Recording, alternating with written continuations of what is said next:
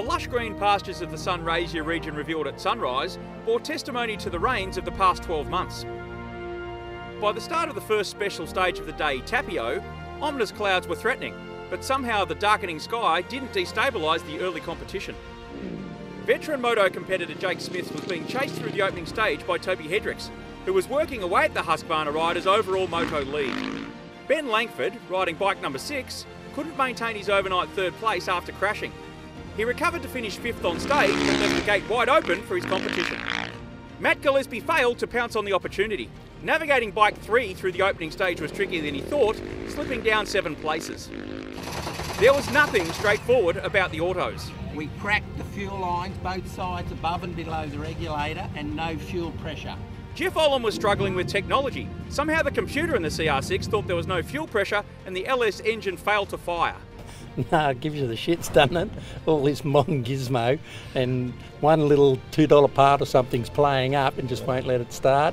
So we'll find some Holly carburetors tonight and drop on it, eh? What do you reckon? Eventually they blasted off the line, but navigation was their next issue. We got lost in that stage anyhow big time and we circled around, but with the new navigator it's not really his fault. He's still learning how to set the trip and that, and it was quite tricky in there. A few others will get lost, so that's all right. But yeah, it was fun after that through the sand dunes and that. It was good.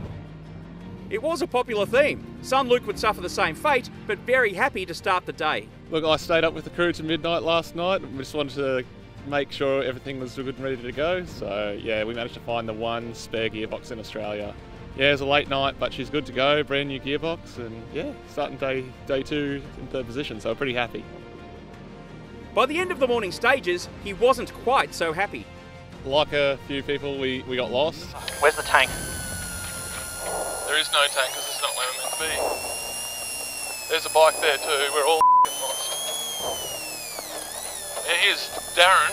Is he lost or is he going the right way? I don't know. Worst part was, turns out we were on the right track, second guessed ourselves, went back.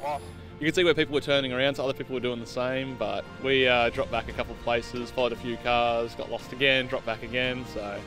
But look, we went well on the last stage, 10k in, the exhaust fell off, so we couldn't hear each other, so we're doing hand signals the whole way, but it's just part of it, we're here.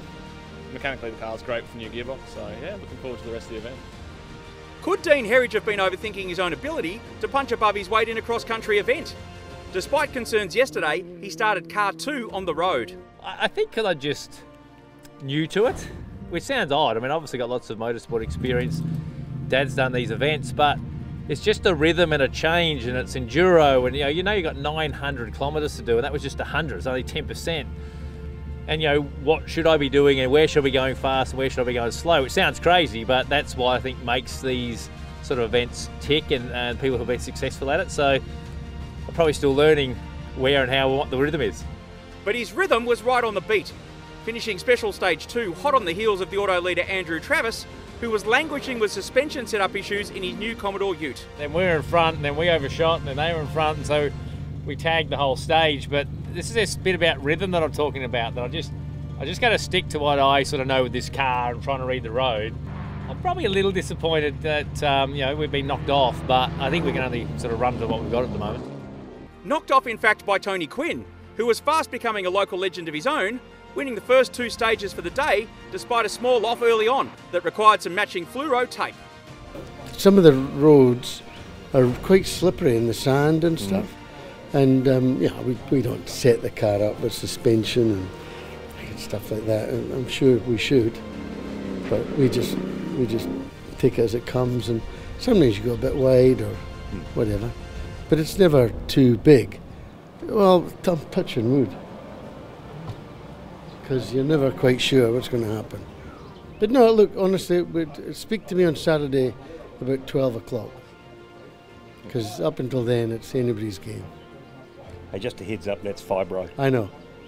I was going to be rude and touch your head, but that's not right. That's probably asbestos or something. Last night Adam Kaplan spent all night, well his service crew did, MacGyvering his clutch to start day 2.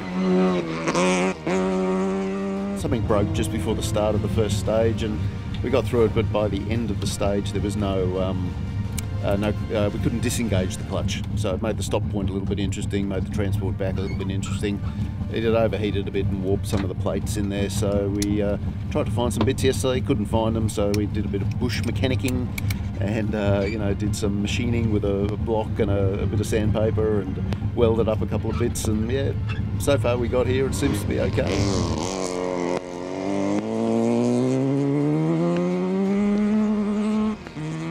It appears Nissan gearboxes are a weak point in this year's local legend Sunraysia Safari. But former two-wheel champ Todd Smith was still in the fight. Just third gear, it's just, it's still there, but it doesn't sound very good. You can't even rob a gear out of the other old box from your opposition, can you? Because it was third gear for them too. Yeah, it's a bit of a thing with these things. So they run a little bit of horsepower and they don't really like it. So, but any luck you trying to find one? No, I just rang a record then and there was nothing about. So if we got to continue without it, we will, and just do what we can. 2 wheels versus 4 wheels? I still miss the 2 wheels. Like if I really could, I would. But no, it's still fun doing the car. It's good to do it with your mates and family. It's good. Things were good too for Toby Hedricks, pleased to be second bike on the road. That's actually a little bit of an advantage. It's tricky opening, so it's been good chasing Jake all day. Hopefully, I'm pretty sure I made a little bit on him each stage. I'll be very close in the overall, so good position to be in for after day 2.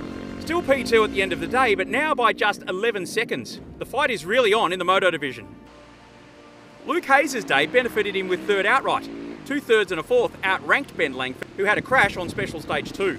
Considered our staggered starts, I'm not really physically sort of seeing what they're doing, but obviously observing what they're doing, judging by the tracks and stuff, and really just sort of trying to ride my own race and not get too caught up in it. Obviously, if we can sort of make up a bit of ground at some point, that'd be fantastic, but those guys are, Jake's obviously very seasoned, and Toby comes from rally heritage and on his way to Dakar, hopefully, so I'm just really happy to sort of try and get in the mix.